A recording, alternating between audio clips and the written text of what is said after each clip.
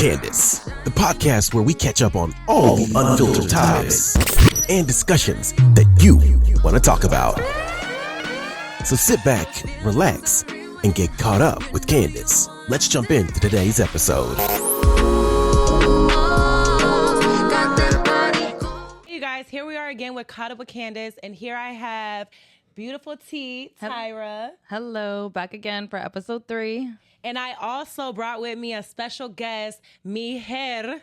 So my name is Mihir Patel, and I'm about to tell you my story. It's in our human nature to kind of judge people. Mm-hmm. Yeah. Because I'm going to be real with you. You know how you judge people? The first thing y'all do, you look down. You got to see them shoes. Oh, yeah. You got to make sure. Them shoes look good. Hey, if that girl got like them Marshalls or Ross, you already know what kind of girl you fucking with. You ain't fucking with no high class girl. Right. No, You I can't. can't. Well, you can't Like, always say that, though, I can, because hey. I rock Skechers, and today I have my Chanels on, so if you catch me slipping in the street, you might see me in some Skechers. Hey, but look, it's a little bit different. Look, let me explain to you. It is a little bit different because look, of course, it's judging. But again, I don't know her, and if she ain't gonna come to me, I'm just looking. I'm just observing. So you're going off the first appearance. Yeah, Okay. of course. That makes So sense. Mihir, can you share with the audience a little bit about yourself and your journey in becoming a business owner at such a young age? My whole story started when I was 10 years old, when I was basically shipped out like a goddamn package to India and dropped off in a foreign country of America again. You know, this is the land of the free. My grandpa came in here with $200 in his pocket, and boy, we rolling. And that's not because of just not doing necessary things to get it, popping. We had to, of course, struggle in the beginning. Yeah. But again, people don't ever think about the struggles. You know why? I'm going to be real with all y'all. Because white people stick together. And that's why they rule the world. Mm-hmm. Do you understand why black people are always segregated in their little hood areas? It was back in the 70s and 80s. They passed a law to basically say the more children you have, the more money you get. Yeah. And guess what? Unfortunately, that community was just like, they're like, damn, we're already struggling. So and it wasn't even your guys' fault, man. It's always the white people fucking with all of us. Set it up. Yeah. It's so sad, man. It makes me so upset. You've had times in your life where you've almost died. 7 times I've almost died. That sounds very traumatic. Well, I'm sorry that you've had to deal with that. But I ain't traumatic. What you guys say, No, trauma? trauma. Nah, I'm good. You know why? Because I know about it. I recognize things. Okay. So you can work on it. Okay. So there's no point into deal with the past. So basically, you're saying if somebody has trauma, as long as they recognize it and work on it, they could get through it. Hell yeah. Okay. You face your trauma. And That's heal. motivating. And this is my life. I've been a rowdy boy. Ain't nobody to understand why. My mom would tell me, go left. I'd tell her to her face, fuck you, I'm going right. So I don't know why. Even as a young child, I'll get lost in airports.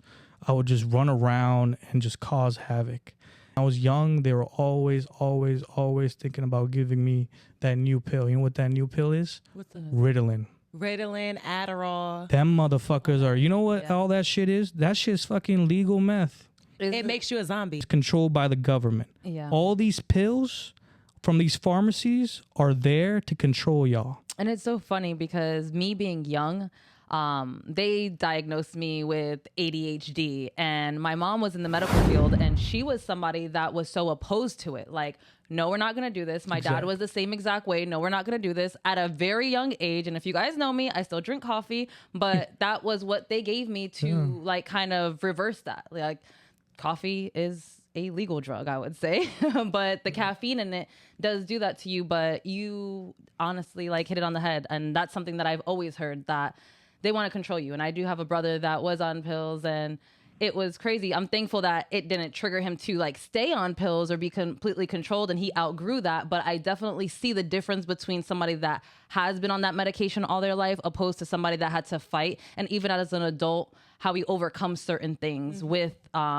learning about ourselves and how to navigate in this world, because we don't seem like everybody that is so on so controlled, because we have this diagnosis that we're trying to battle with success and trying to navigate everything. So I'm so happy that you mentioned that because it I is do. something that a lot of people deal with, and they don't understand it themselves until they dig deeper into them, like reflections. Yeah, but let's also be honest. Some people actually do need it, but it's like only some people. It's just Yes. like, They try to you throw know, that it's on like the same everybody. thing with like bipolar disorder Correct. and like But to a certain anxiety, extent, and let's because say it's not even like a depression. reliability. Yeah. You know, all of those like little things. Not I want to say little. I can't believe I said little. Those are big things. Yeah, no. Mental right. illness is a big thing. Yeah. If not Those the most big important. those big things, you know, people don't know. Like let's say you know somebody's bipolar. You don't know.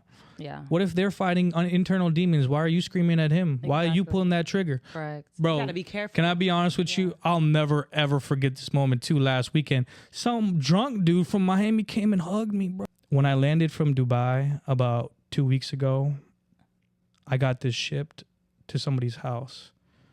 And because I was so excited because my biggest, this is the biggest step in a businessman's life. A Rolex is the biggest step. All my life, especially as a young kid, what do everybody talk about in these rap videos? They want a Rolex. Yeah. And bro, I swear to God, my dumb ass really was so frantic about it. So I was driving 140 down the freaking highway from Miami to go get my Rolex. And in that frantic state, guess what I did? Candace, guess what I did? What happened? What did you do? Oh my God, bro. I literally left the box on top of my car. Oh my God. Oh my God. And all I wanted to do was go give it to my temple and give the rollie to God to see whether or not, you know, like to basically be like, look, God, this is the biggest purchase of my life. This is like the first step of being a real businessman. And I can't believe I fucked up. You know what I mean? That's what so guess what happened though? When that moment happened, bro, I freaked out. Like I literally had to pull over the side and I was screaming to my mom, like, Mom, I can't die. You know what I mean?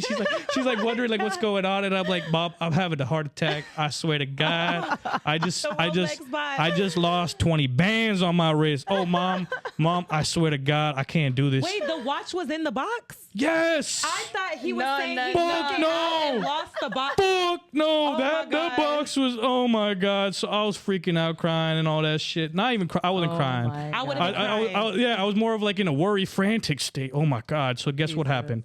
I made a prayer to God. I'm like, God, I swear to you, if you somehow help me find this rollie, because that's going to be my baby, I swear to you, I will have no feeling. This will be no egotistic. I do not want to feed my ego into this because I'm going to be real with you. Like a 20 bands on a wrist, motherfuckers know that this motherfucker got money. I made that prayer and guess what happened? Oh my God. What I was happened? so happy. Oh my God. So my mom called and she's like, don't worry. I'm going to come wherever you are. We'll drive together in my car. So she came and she drove my car. And guess what? There was oh my God, I love it because it was Haitian too. Haitian Creole man with his daughter walking from the bus station. So I know this guy's probably struggling. He was walking with the box to return it to the house. Oh my What? God. That's like a blessing. Like, Do you know what I told that guy straight to his face? How much money you want? How much money you want? I swear to God, I'll give you $10,000 right now. But you know what he told me to my face? And this really scared me. It spooked me. He said, nah, I don't want anything from you, son. I'm a godly man. I'm just returning your package. oh my God. Jesus Christ. Did you break down and cry? Like, Bro. were you so like, what were Oh your my feelings in that God. moment? Like, did you? I got no feeling for this rollie. I'm going to be real with you. I could take this bitch off and drop it. But no, Like- in like, that that's how moment crazy it with is. somebody Oh my God, of returning you course. that, like, Because I swear to you, I know you guys might not believe it, but every time I pray, God listens. amen. Because every time, 7 times, I almost fucking died. I never had a scratch on my body. You're going to miss the trigger 7 times. That's all God. That's crazy. That's a blessing. So let me go back to my story at 10 years old. So basically I went there and I went to this foreign country at 10 years old. My dad was there and we went to go see a school. So when we're at the school, I'm just like, man, it's some random ass school. What the fuck's going on? And you know what my dad tells me, the audacity? He said, Mihir, I'll be back I'm going to go get some food for you. I'll be back. That motherfucker didn't come back until 2 years. Oh my God. So you My were at mom- that school for 2 years. My mom called me like 6 weeks later asking me, are you okay? Do you want to talk? And I told her, nah, I'm playing video games. In my head, like, bruh, there ain't no fucking video games in like India. I just dodged her because I'm gonna be real with you. Can I be real with you? The reason I'm here and the reason I be getting all these miracles and the reason why God listens to me is because at 10 years old, I made a prayer to God. I told him, that's why I have this moral compass tattoo right here on my turtle, because I was so confused. How could somebody abandon their kids? But anyhow, just to continue on, I did learn to like forgive them, but it was just kind of weird and, you know, odd that he had to do it like that too, because I remember the whole day. So right now my brain is flooding with that memory. Like I remember, like, can I be real with you? I remember the steps I was crying on. I remember the headmistress's wife that was sitting in the corner. Oh man, I even remember the lawn that I was trying to just chill on, and it was a beautiful place because I was up in the mountains, like really nice, like up in the mountains. Because, you know, I guess God already knows, you know, my ass need high class shit, so they got me up high up in the mountains. Do you feel like that's kind of abandonment in a way? I would say. Do Oh you yeah, feel like that so affects since you it made a big difference because at 10 years old, man, I knew how to be a man. Like straight up, these little young kids are just screwing around, playing with their toys. You know what? In 1 month, I learned the new language. Because guess what? Motherfuckers beat the shit out of me. My knuckles were bleeding. Oh my God. You know, you know what the craziest shit is? And when I was over there, I've seen somebody was cheating, right? You know what the principal did? And I swear to you, this would be a big ass lawsuit in America, but this shit be getting away in India. Man, this motherfucker took the clock off the wall and smashed it on his head. Holy fucking shit. My God. That shit was wild. I'll never forget because that shit cracked. It broke. Was the kid okay? Man, I don't remember. No, is that something that they were allowed to do in that school? So the way I learned is they beat my knuckles so hard, so I learned the new language in a month, a whole new language in a month. Where did you? Because they'll keep beating you, and that's why these Indians think it's okay to beat the kids. Yeah. All my life, when I talk to somebody and I hear bullshit or non-truth, I'm a very nice guy. You know what I do? I just walk away. Yeah, that's the best. Sometimes you got to Walk away. I swear to God, I'll smack that nigga in the face. And I'm not gonna lie, to go off of what you say, because even though I could play cute and I'm cute and classy, I've come a long way. I'm from Chicago. I used to have I've been through a lot, so I had a lot of anger. But I've realized that if it's not gonna matter in 5 years, don't spend 5 minutes on it. And that's hell yeah! I mean, I already learned that from a book, so yeah, it's true. From a book. So the three main ones that I always tell anybody to learn is Think and Grow Rich. That's a great book. There's also 7 Habits of Highly Successful. I really liked. Okay. And the third one was The Law of Attraction. Nice. Ooh, those are really good books. Bro, I don't go to women. They come to you. If you're a real man, You attract. you know why? She's trying to figure out if you a real person, you know? If you going after these girls, you giving up them the higher card, Yeah. you know? And as a man, you know, if you know your value, you know, come on, man. So wait, women are approaching men these days? Listen, Real woman. I'm gonna be Real woman. I'm gonna be completely honest think about because that? I am the type, like, if I see somebody out in public, I definitely will make that move first. If I see you, I definitely will. And I'm one of those, yes, if you're giving me eye contact and I'm giving you eye contact and you kind of give me that, like, green light that I can, then I definitely will. And honestly, it's crazy because usually I'm just, like, standoffish. But there's been a couple of times that I've actually approached men. That's crazy you say that, because I'm the complete opposite. Like, I've never approached a man, and it's funny because I was just having a conversation with somebody the other day, and they're like, let's do like a public experiment. You're going to put something nice and sexy on, and we're at the Hard Rock Casino in Miami, and you're going to go into the corner over there. We're going to see how many men approach you.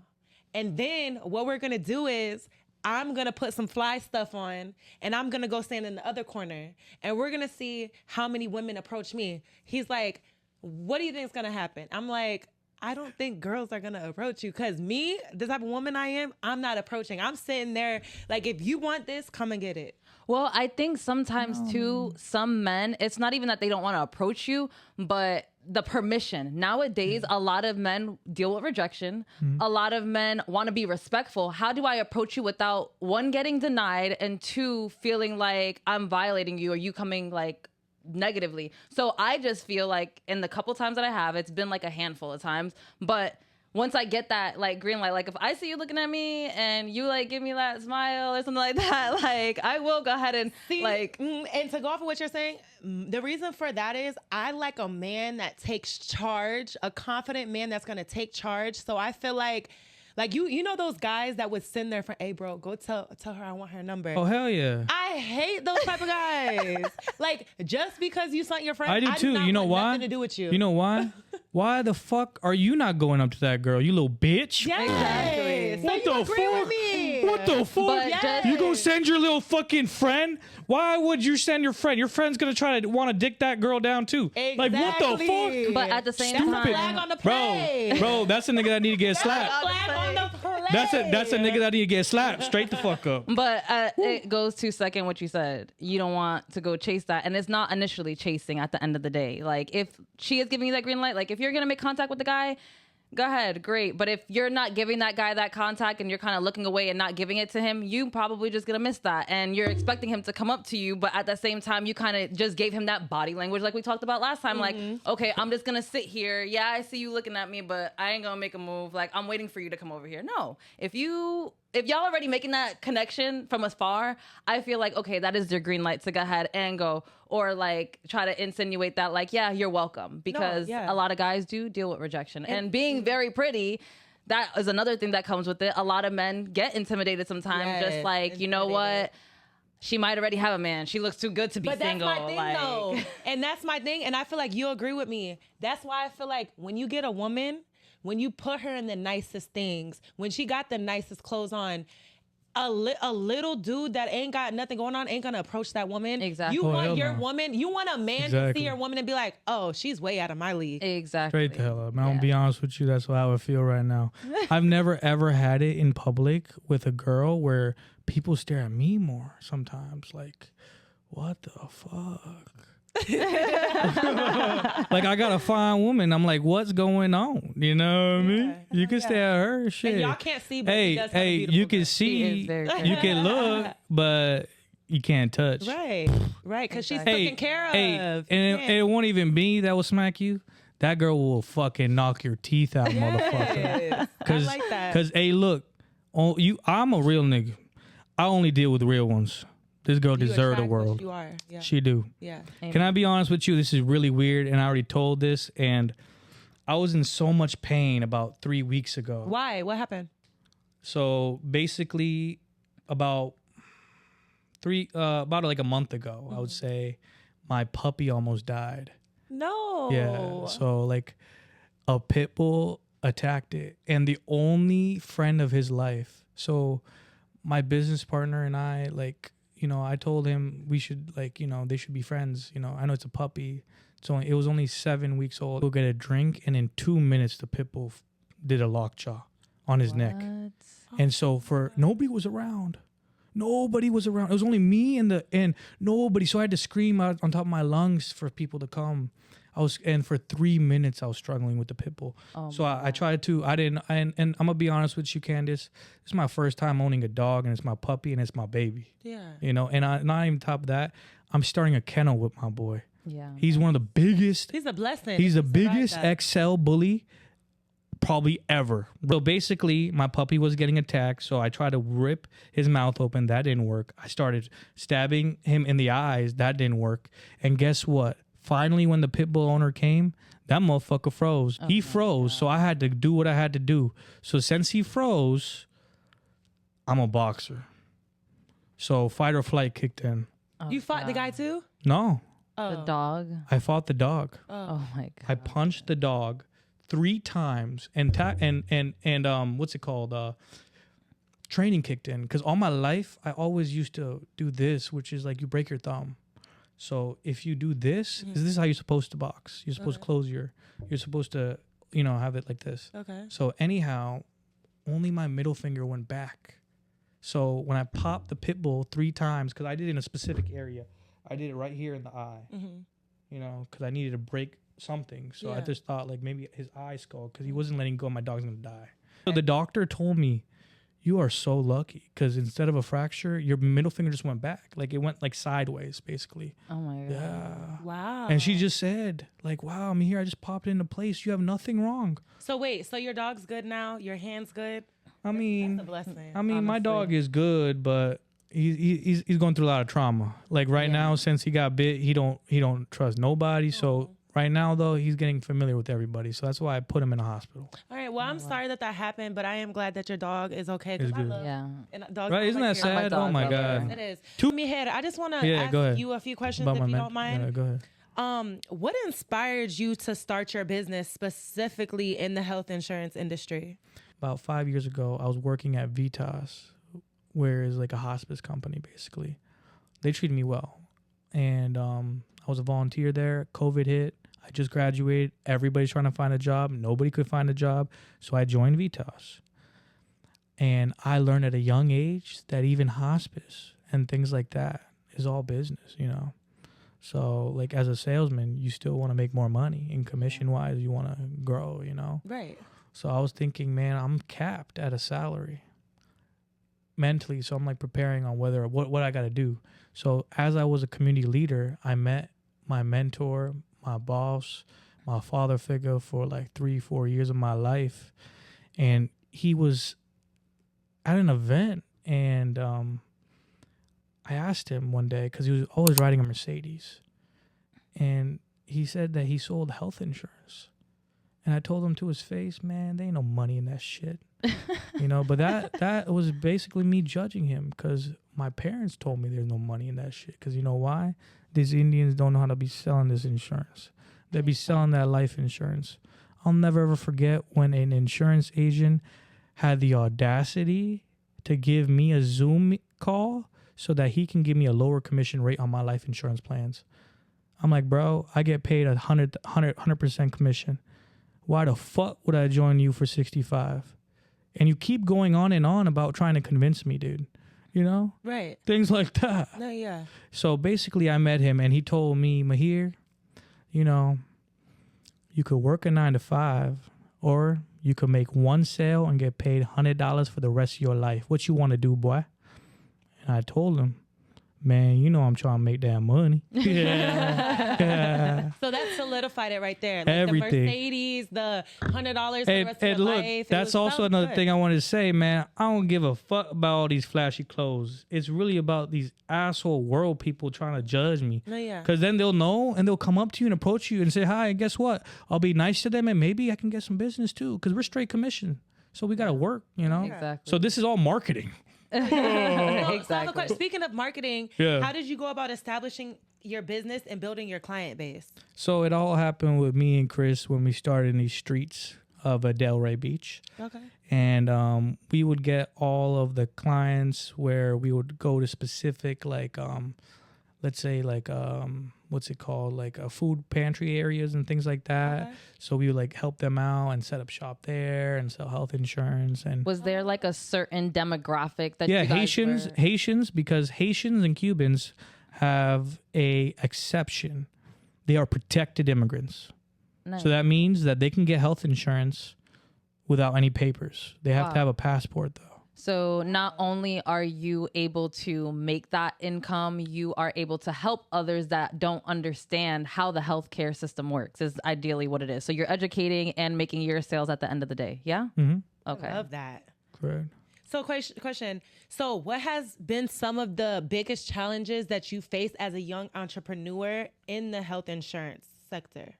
Well, I didn't really have too many challenges. You know why? My boss was, my mentor, my boss used to tell me, man, just show up here at 8 a.m. every day and we'll get to work. And we did that every single day. And I always made 3-4 sales a day. So I've been doing this shit for like 3-4 years. And I swear to you, y'all might not believe it, I could retire right now. Well, I that's could a retire good right thing. now. I do have a question. Even like at first inside of it, because I have tapped into the industry as well, getting comfortable with people saying no. Was that a challenge at all for you? And I'm just asking because even for It me, was. So let's all I be hate the real. word no. Can I be real with you guys? Everybody starts off as a newbie. Exactly. I'll never ever forget the first day I did this. I didn't make no sales, man. And my, Christopher Harvey told me that to my face, man. I guess this ain't work. Well, I guess you're not worth my time. I guess this ain't, this ain't This for you. wasn't not for you. Yeah. So then I went home and I looked at myself in the mirror. Again, my nickname in the streets is also Mirror Money. So I look myself. Because look, when I look at that mirror, all I see is that money. Because of that, I had that determination that look, man, I gotta make it in this world, and this is not that hard. I'm gonna learn this shit. Okay. So the next day, I made 3 sales. Yes. I was so happy. Hey, look, can I be real with you? I got a family plan. People don't know that shit hard. hey, family plans are hitting the lottery. For real. I have a lottery too. Right now, I only have one family that's 6 people. Oh my God.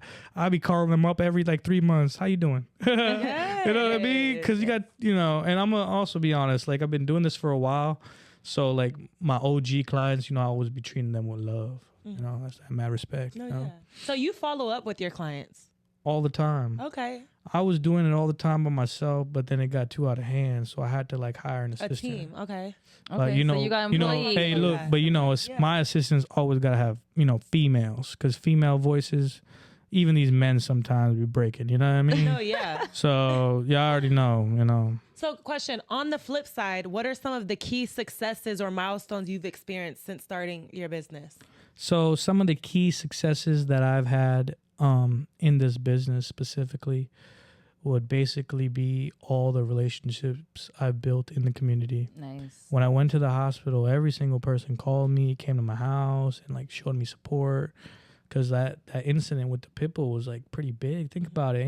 I never thought in my life I'd have to use my skills on a pit bull. What the hell? I don't think anybody does. Bruh. I would be surprised. Bruh. I have a pit can I be bull. real with you? It was fight or flight. When fight or flight kicked in, you feel like Superman. I could hit a brick wall and I wouldn't feel nothing. Oh my God. Really? Because you guys have never, I don't know. Have you guys ever experienced it? No. What? I've experienced 4 times. What? Wait, experience I'm what? used to this shit. Fight or flight.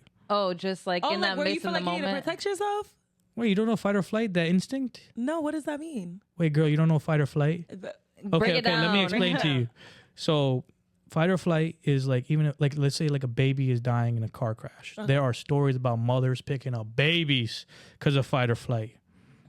My baby was dying in front of my face. Right. Fight or flight kicked in. You just had to basically just. No, he was dying. When somebody's dying in front of you that you love, there's either fight or flight. So the pit bull owner, he ran. He did not fight. Oh, Flight. You understand? Okay, makes You're sense. either gonna fight for That what you love motherfucker or wasn't you're a real outta nigga. here. You know what I mean? Oh, okay. And he was older than me, 50 years old, owning a bunch of dogs in his life. This is my first time owning a puppy. Come on, bro. I'm not gonna lie, I'm gonna pick fight anytime because I'm so compassionate. If I love something, whether it's a dog, my son, my friend, Yeah. I'm risking it all for Of you. course. That's what I did. And look, I'm starting a kennel, so it's my prized possession. Right. And he's the biggest dog, too. No, Because he yeah. get fed $400 of raw meat every month because, I don't fuck around. He love that venison. I don't know. I guess that deer tastes good. Okay, guys. So fight or flight, and also, So that fight or flight is basically a mode that you get in that you can literally stop a bullet. okay, You can, how 50 Cent got shot up? yeah, That's fight or flight. right. That's the only reason he probably survived, because that shock was keeping his body alive when the hospital was Makes coming. sense. You know what I mean? Okay. I understand. I understand. Hey, that album, oh my God, that was the album. Get That's my motto. Yes. Get rich or die trying. Listen, I feel like speaking on the music and all that, I feel like when you go through stuff and then put it in your music, it just makes it even more better. That hunger in it that you get from yeah. it, going through that experience, Big time. Correct. and people can relate. And to I've been through so much, so every single rap song hit me different. Even yours, girl. Think about it. Ain't no dude gonna be understanding what you saying. Hey, I understand. Can I be real with you? I'm gonna tell you something. This is how I make these stripper girls melt too, and shake it like it ain't nothing. Let me tell you. You have to whisper in their ears and say some really, really, really something that never, ever any other stripper has ever heard. So what? Give an example. Give it. Hey, look. So I would say it. This was in the past. You know what I mean? I don't be going to strip clubs also. You know what I mean? So I used to whisper in their ears and say, hey, look, baby girl, you know, I ain't giving you this money for you. I'm giving it for your kids. hey. And then I also do a little kiss. And I also wink at their eyes and make them melt. Woo! And they love that. Woo! Who says that to people? Yeah, Like, only only real niggas. I love that. You're so funny. I I love couldn't that. even imagine somebody being like, Imagine, you know what? I don't know. imagine an Indian dude, a fine ass Indian dude, coming up to a stripper and saying that shit to her ears. You know she gonna fucking shake that ass like it ain't shit. Yes, and she's gonna remember you. She's Bro, gonna remember every single you. girl in my life remember me. Oh my God. You Okay, are and so also, funny. Mihir, what advice do you have to other young entrepreneurs looking to start their own business, particularly in the insurance field? So if you want to get into insurance, first off, find out you have a good mentor, because my mentor really switched up the game. Can I be real with In you? a good way or bad way? Bad way. Ooh. How? You want me to say it? Yeah, I want to know. How Okay, did about your a mentor switch up the about a game in year bad ago, you know, we all had a little insurance agency that we about to start up. way? Okay. And I know that insurance agency right now is making 6 figures a month. Okay. 6 figures a month, girl. Wow. Like it ain't shit. And I was a part of that agency. But when it got dirty, it got dirty. This motherfucker started canceling people's cancer policies. And I told him, man, that's that petty cash, nigga. You know, at the end of the day, my grandma going through cancer. I had to do what I had to do to get away from that leash. Because the only way I would be released from him, this guy is a narcissist. So a narcissist will control you until you die, basically. And when you leave, that motherfucker will be so mad at you that he gonna be doing some stupid shit. So about a year ago, I told Blue Cross that he was doing this, so they pulled his contract. So guess what? He tried 4 times to get back with them, and Blue Cross had my back. That's why, hey, look, Bruce, I swear to you, my man, you got my loyalty for life, because, you know, respect is respect. And if somebody can have this much trust in a little kid like me to hear me out, you know, that was super nice. Really. I So love that. Really. So shout out to Bruce. That's good that he came Bruce through, Henry, man. because That's my I don't dude. like to hear people doing dirty business. Yeah, so basically he switched up on me, and after that, you know, he actually did some grimy shit and basically put a contract out. And that's why I recommend people, when you're doing business with somebody, even if it's somebody that you feel like you trust, 100%. non-disclosures. yeah. Mm-hmm. Contracts signed, get lawyers involved. You can never be too safe, too comfortable, because Yeah. you never know how somebody could switch up on you. Exactly. He switched up on me real quick. And what I was gonna say, because I am very for mentorship. I'm like, get you a mentor, let them help you, because you just never know. Like, they can shortcut life for you, right? Shoot, she mentors me and shortcuts a lot of stuff in my life. But no, all jokes aside, with it, what was it that he was like open about what he was doing? Like, how did you find out? Because my thing is, it's hard for people to, it's easy for us to look at what somebody else has and be like, oh, I desire to have what you have. Like, how did you get here? And people just follow suit and follow the steps of other individuals. What in that, like, was your red flag for you to know at that time your mentor was not what you thought he was with everything that was going on? Because he literally threatened me like 4 times. He wrote a note on my desk that said, I'm coming for you. And I know he already put something on in the streets for me. That's why for a whole year I've been like running around. I went to Jersey, went to fucking, then I finally like went to Cali, went to Dubai, I be flying around because I ain't trying to get capped, you know? But what was your red flag? Like, how did you know that he was doing what he was doing? Was he just open with it, or No. Like, It how was did- going on for too long, and he needed to be shut down. So if you you know just what I mean. kind of peeped game. Not peeped it. Come on. So I was just basically like, I was his right hand man. So he was just like letting you know what was going on, and you just Oh didn't man, I wanna know be- about his whole life. That's why right now he's shitting his pants. Hey Chris, I know you shitting your pants. Oh my God. And also, Mihir, where do you see your business heading in the next 5 to 10 years? Because you're so young still. Man, girl, I'm gonna be a millionaire by 30 at least. This shit too easy. I love Because that. guess what? All I do is listen to Grant Cardone all day, every day. Because that guy got the hustle like me. And if I want to be like, you know what I mean, somebody, a 65-year-old with that much energy. You know why we have this much energy? Because we got too much shit to do. Exactly. You know, can I be real with you? Yeah. My girl drive my car because I'm like, girl, let me do some work. You know? So you could focus on work while she's driving. But guess what? That's teamwork. But guess what? Now, any other person would be like, no, you have to drive the car. You're the man. I want to be the passenger princess. No. But guess what, girl? I'm on a different status right now. I'm trying to make some money for you, not for me. Yeah. Like for both of us. You know what I mean? Okay. So it's And like, for the why not? kid. And for, yeah, you know what I mean? God damn. Yeah, for real. Like, shut up. Yes, I love that.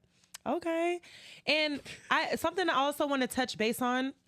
How has your past struggles made you into being such a fighter and a survivor that you are Because today? it came down to when I was 10 years old and I made that honest prayer to God saying basically, hey, look, it's me and you for life. Because I swear to God, I guess nobody care about me in this world but me and you.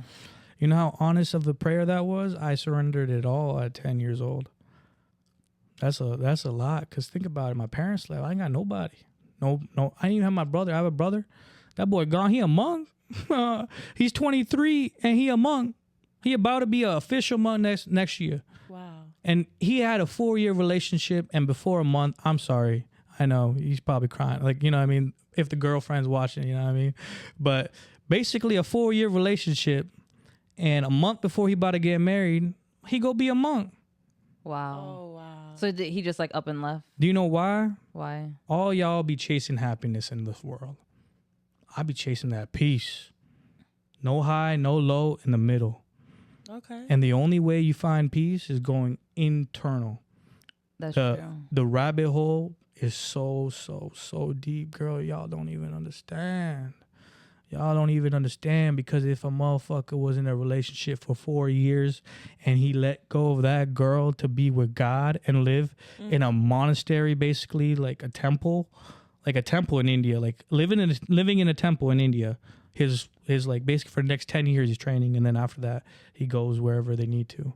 Wow. That's dedication. interesting. Yeah. That's can I be honest with y'all? That's peace. You know how happy I would be? Look, if I got the option to go be right now, to this day, I swear to you, if my guru, because I believe in a guru, Brahma Swami Maharaj and Man Swami Maharaj, they are the people they are my true fathers, basically figures, spiritual leaders. If he tells me right now to be a monk, I swear to God, I'll burn all this shit and go in a heartbeat. And it's crazy that you say that, because even for myself, I was in, let's say, 7-8 year relationship. And even for myself, I didn't know really what to look for in life, being a mom so young, being out there. And don't get me wrong, I had the finest things. My man made sure that I was always good. And there was still a piece of me that I felt like missing. Yeah. And I made the decision to not be in a relationship anymore. And still to this day, we have a really good relationship. We can talk and everything like that. We're great co-parents when it comes down to the kids.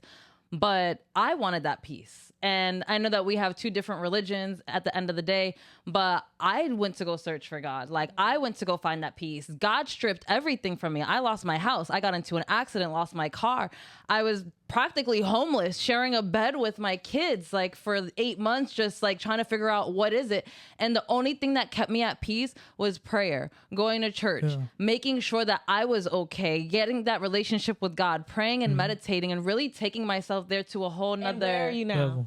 I got a new car. I got everything. a new house. Hey, she got a new job, everything. Same with Honestly, me. yeah. And it's so crazy that you say that, because I wouldn't say that not every female is like that, but yes, finding that peace. And when you do give it to God, like, you think that you're doing everything on your own. And yes, I had the finer things, diamonds, jewelry, designer clothes, but that didn't make anything happen. Like, Right.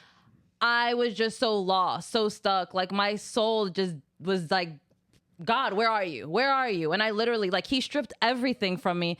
And I was just like, I just need you. I just need peace. I just want to be happy. And honestly, like, a year later, just with everything that I was going through, I definitely found that peace. So like, I get that part of just like walking away from that relationship. And it's not the easiest thing, because hell no. when I love It's hard. Go off of what you said, and I'm gonna say something that a lot of people don't know. So, being stripped. So last year, February, the feds actually came in my house. I'm talking about like from 2 different states came in my house while I was asleep, and I actually was converting. Yeah, I was actually gonna be converting into being Muslim. So Ramadan literally was supposed to start in a couple hours. They literally came 2 hours before. That's like a year ago. You know, Ramadan starts. Yeah. And evening tonight. Yeah. So this was almost a year ago. Wow. They knocked down my door. I ran to the door because I thought it was somebody trying to break in. Yeah. So I run to the door, and next thing you know, it's 10 police guns pointed in my face. And I was scared. Like my heart was beating. They grabbed me and was like, get on the ground. Like they were treating me like a criminal. But they weren't there for me, but they stripped me of everything. My AP, my skeleton Cartier, my Cuban links, $100K, a lot. You get what I'm saying? And I'm not going to lie, I was at my lowest that I've ever been. Hey, can I be real with you, Candace? That's because of your skin color. I've seen a white boy punch a cop when we're driving around in ATVs and dirt bikes, and just like it's nothing. Crazy because that same officer that grabbed me up after he ran my name, seeing that I have a son and I was innocent in the whole thing, he literally pulled me inside and was like, I'm sorry that I yelled at you like that. Like, I shouldn't even yelled at you like that. I didn't know what was going on. It was a mistaken identity thing. Oh my God. But even though it was a mistaken identity thing, they kept all my stuff. Of course. Some of the stuff that they took, they didn't even document. Yeah, because that's what they do. Exactly. Like, bro, these cops been taking peas from these motherfuckers like it ain't shit. And it's all y'all white boys. And I'm going to be honest with you. Y'all be taking that pee too and selling that bitch. No, yeah. Y'all dirty cops. No, to be honest with you, I feel like that was a humbling moment for me because I'm not going to lie. I used to be very materialistic. Yeah, of course. All of us. Shout out to Delilah at Neiman Marcus. I was one of her top like spenders. Like I made her like rookie of the year because I used to go to Neiman Marcus and spend thousands. Like I it ain't was shit. buying people gifts. Oh, you want this? I was like, Oprah, you get this, you get that. But then God came and was like, oh, you need to be humbled. Strips me from everything. Yes. And don't get me wrong, I was still crying about it. Like little stupid stuff. Dior, I'm like, man, that Dior, it's gone. And it took somebody in my life to literally tell me, like, shit. You're crying over ain't Dior. Shit, right? There's kids in third world countries that don't got food. That's what my don't got shoes on their feet. And you're crying about $100K a watch in Dior. Like I don't get from in front of me. And I'm like, it took me a moment to find peace, God, everything, and be like, that stuff did not mean nothing. I'm alive. I could have died that day. When they came in my house with them guns pointed, just by me moving a hand like you hear in today's news, I could have been dead. Yeah. Straight up. Look, Candace, you rule like a boss. Because look, bosses move like that. Yeah. You know how crazy it is? People don't understand. Let me tell you one thing. First time I ever went to a strip club when I was 22, I was like enticed because I had a drought. From 21 to 23, I really wasn't fucking. So anyhow, hey, look, so basically, like I didn't want to. You know how people be on their grind shit, whatever. So I went to a strip club and you're like happy, you know, I'm like seeing some, and my boss like, hey, just relax, man. Take it easy. And I'm like, bro, why are these girls pussy popping out here? This shit crazy. like this is wild. And you know what he told me? He's like, don't look at her as a stripper. Look at her as a daughter. I'm like, damn, bro. I'm out of here. That's fucked. That's fucked. I'm like, bro, I ain't trying to do that shit. Bro, but guess what? This is what the bosses do. Do you know why like all these rappers throw money in strip clubs like it ain't shit? Why? First off, that shit a tax write-off. Second off is because They're providing for these strippers' families. Like, look, can I be real with you, Candace? If we want to have fun or anybody want to have fun, they go to a strip club. And if they have a girl, like, come on, like, you can have fun there. Like, you know, you don't have to just go to be fucking these strippers, you know? Right, yeah. I don't be fucking these strippers.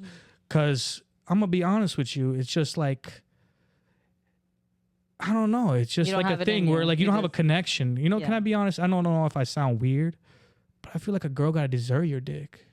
Yes, I love. Can we clap that up? It is so funny because we were talking about that last week. Just like, hey, I'm gonna be real with you too, and I know, you know, I mean, you know, so gotta get bad, but I haven't even like tapped, and that's on purpose because, again, it's like something that I feel like it's a special moment. You know what I mean?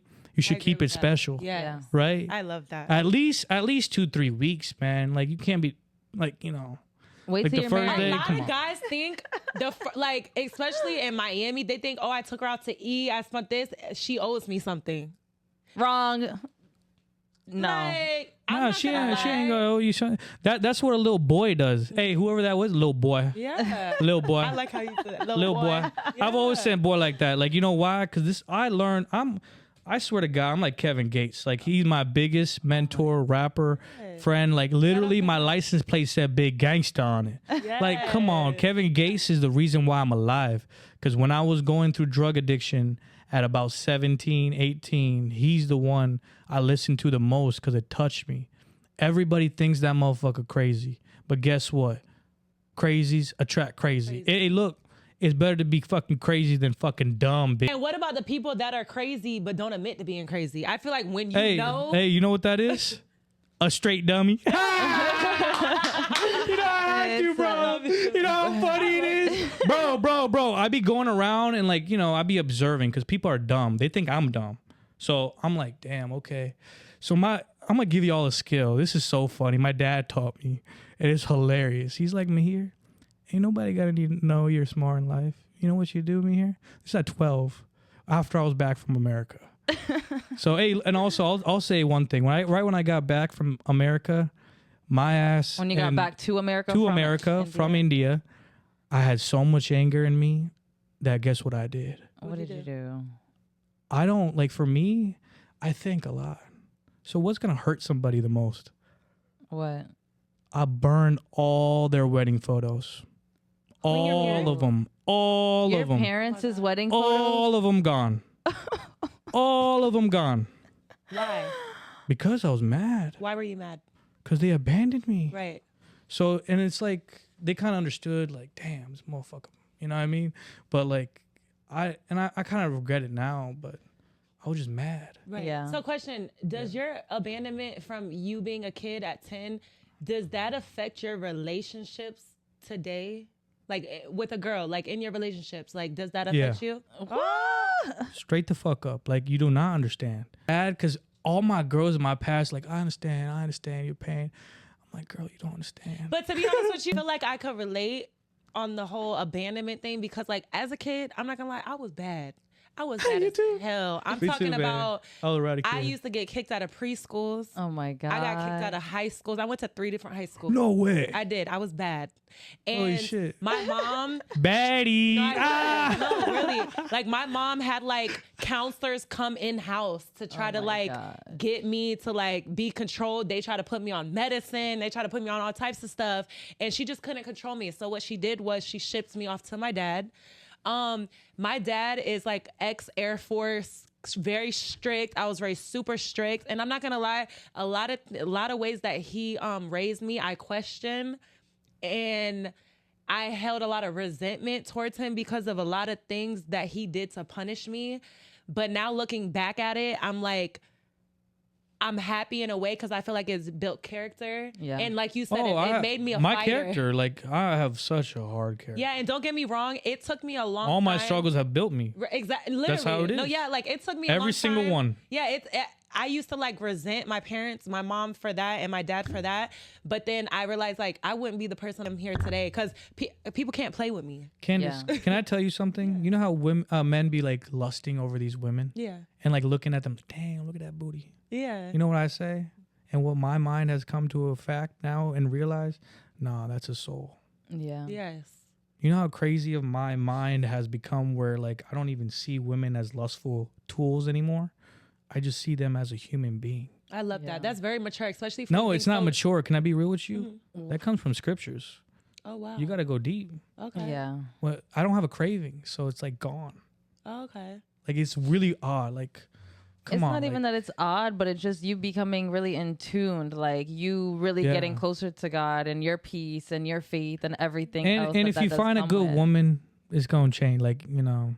No, yeah, I agree. And Mihir, thank you so much for like all your stories and just advice. And Mihir, and I appreciate you so much. Thank you Thank you. so much for coming on here.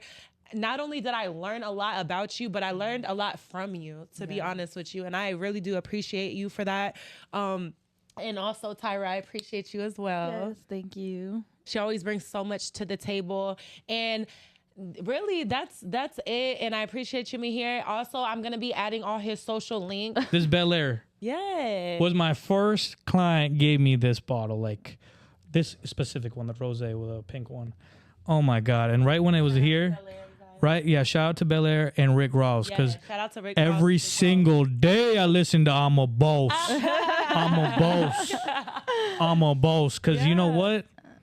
That just energizes me. Like, and we're straight commission. We gotta work for our money. We don't get no salary like y'all. Correct. You know what I mean? And then speaking of commission, you have something going on in your business. Oh yeah. So let me say that one last thing. I'm recruiting. Anybody want to join?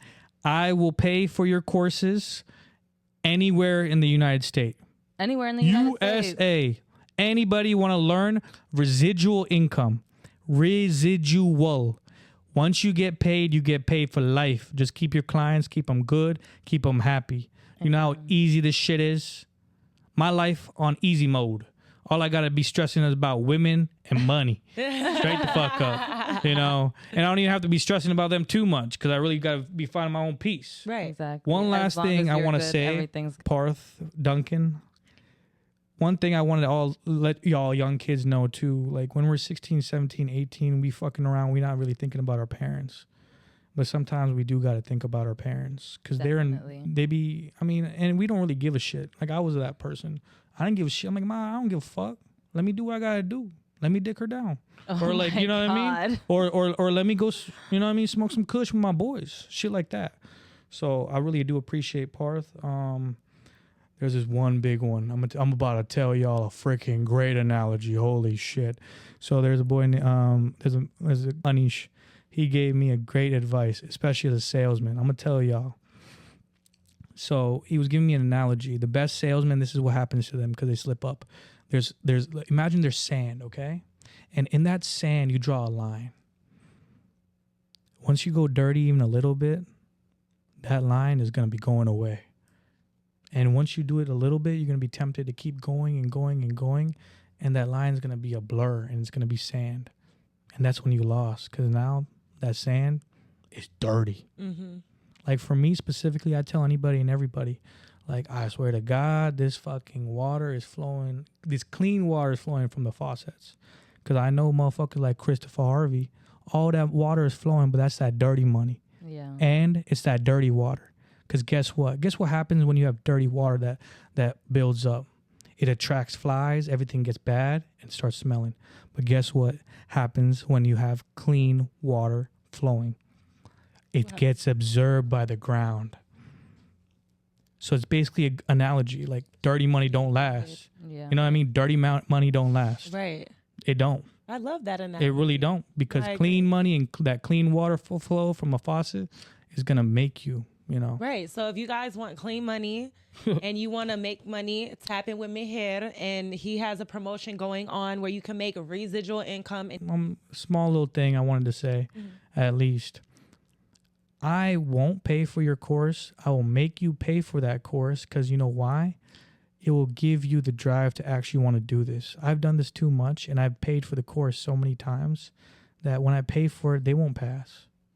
You know why? Because they're given things. In this life, in this world, you have to earn respect. Mm-hmm. You know what I mean? So what do you do, like a reimbursement? Yeah, like I literally say, hey, look, keep all your receipts. If you pass, I swear to God, I'll sell you right away. Oh my God, you sound like my dad.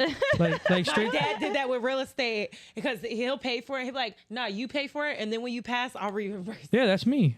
Yeah, that's me. That's all my life. Oh my God, you sound like my dad. And look, this is all things that I've learned, you know, like Kevin Gates specifically, man. Hopefully I'll get to shake his hand one day. Rick Ross, shit. And Meek Mill, 3 of my top dogs. Let's manifest that. I would love that for you. Yeah. Guys, thank you so much for tuning in with Tyra and Mihir. It was a pleasure. Tune in for next time with Caught Up with Candace. Yay, that was good. And that's a wrap on another episode of Caught Up with Candace. Thank you so much for tuning in and keeping up with all the latest topics and discussions. If you enjoyed today's episode, don't forget to subscribe. Leave a comment and review the podcast on your favorite platform. Your feedback means a lot. Stay connected with Candace on social media for updates, behind the scenes moments, and sneak peeks into upcoming episodes. You can find Candace on Instagram at Caught Up with Candace. Remember, stay informed, stay inspired, and stay connected. Until next time, keep shining and staying caught up with Candace. See you next time.